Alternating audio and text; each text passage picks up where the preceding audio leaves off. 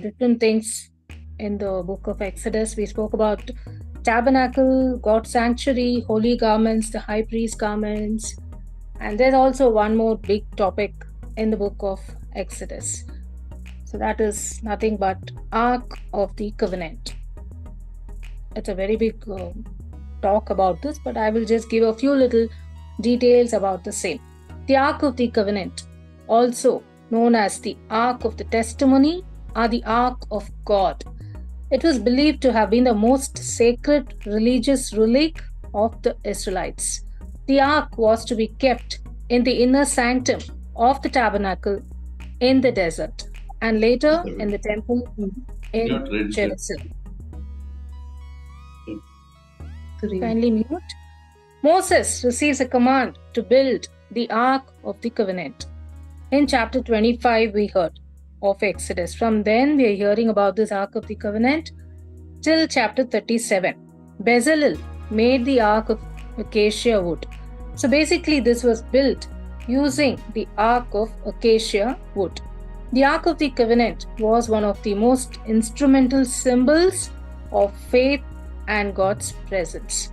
It is a piece of furniture that represented the work of God. In fact, God Himself. So it is made of acacia wood, also known as shittim wood, which is incorruptible wood. So this is overlaid by gold both outside and inside. It was like a square box, inside that gold overlying. There are three things placed in the Ark of the Covenant. We all know that. Can someone say, if you all know, what are the three things placed in the Ark of the Covenant?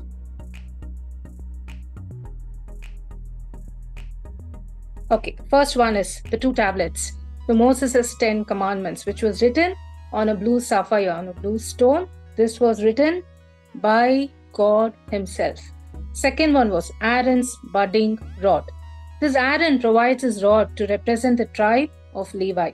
It was the evidence of exclusive right to the priesthood of the tribe of Levi. The third one is the gold part of manna. So these three things were present in the Ark of the Covenant. On top of the covenant was like a gold slab, a huge, thick, completely gold slab covered, and there were two poles made of gold, both sides. Specific instructions were given about these poles and gold and all that. We are not going detail into it. For transportation purpose, the ark had 4 rings of gold with 2 rings on each side, so they could carry it. The pole of acacia wood overlaid with gold and placed into rings to carry the ark. The poles for transportation were to be permanent fixture and never removed. On the slab, there were 2 cherubims. 6 wings generally each of the cherubim have. So the 2 pairs were covering the eyes, 2 pairs were covering the body, the rest of the 2 pairs were covering the feet, which is where was the mercy seat.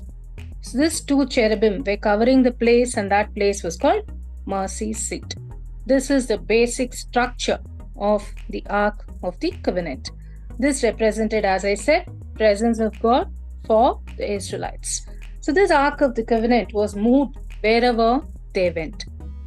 And God did tell that this had to be carried only by the Levites, by the priests, not by the common people.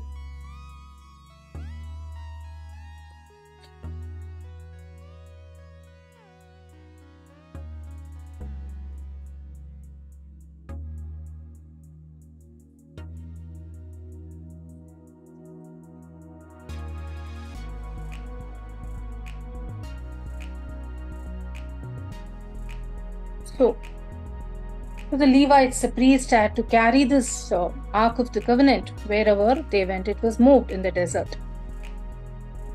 But God had told the priest to carry, but if you look at the weight and the gold slab covering itself, only the covering would have been 50 kg. The whole furniture, if you measure for today's date, I don't know exactly, must have been more than 500 kg. So it was humanly not possible for a human to carry this Ark of the Covenant practically. So humanly not possible. So the word says, when we read Exodus 25 till 37 onwards, God says He will help the Levites to carry the Ark of the Covenant. So basically, it was not the priest who carried, it was not the Levites, it was not the human strength which carried the Ark of the Covenant.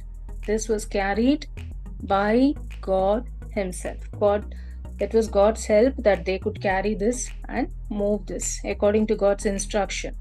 So by this, we understand generally the mighty work of God is not done by priests alone, or the religious, or the missionaries, or the ministers, or the preachers, or the lay people who ever come to do God's work. God takes it on His own and He does it for them. So we will end with this few details of the Ark of the Covenant in the Old Testament. For today, what is the Ark of the Covenant? Those days, I said, Israelites believed the Ark of the Covenant was the presence of God Himself. For today, we believe we carry the Ark of the Covenant in our own hearts.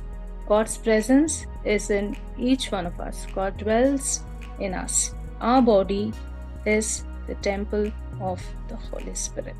So we carry the grace of God, the work of God, the presence of God in us. So we got to be conscious to keep ourselves holy, keep away from sin, stay connected with the presence of God at all times.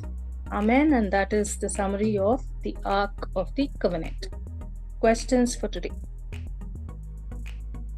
Exodus 31:2. Who was Bezalel?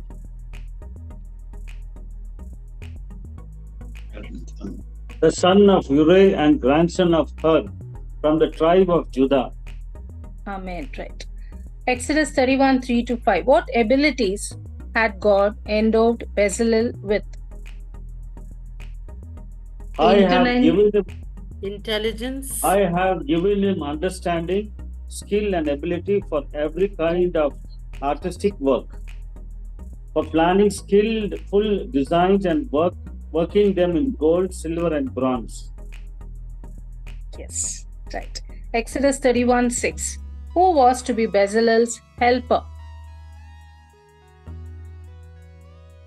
Oholeb, son of Hisamak, from the tribe of Dan. Hisamak, the tribe of Dan.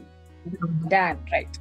Exodus 31:17. How did God tie the Sabbath in with His work? It is a permanent sign between the people of Israel and me, because I, the Lord, made heaven and earth in 6 days, and on the 7th day I stopped working and rested. Amen. Exodus 31:18. What did God give Moses?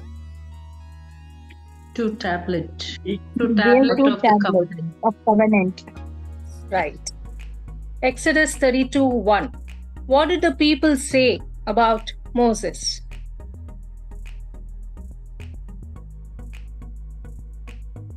They gathered Come around make Aaron gods and for said us, to him, who shall go before us. Yes. Someone say it again clearly so we understand. 32:1.